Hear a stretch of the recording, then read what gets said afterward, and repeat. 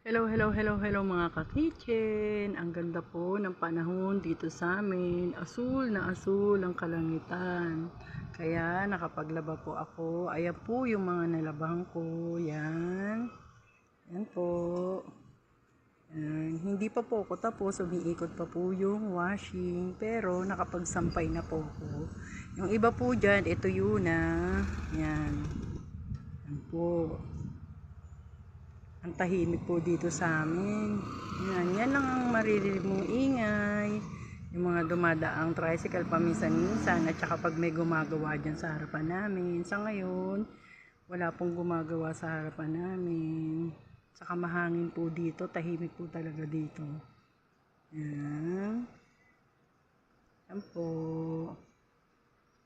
Yan. Wala lang po mga ka-kitchen, share ko lang.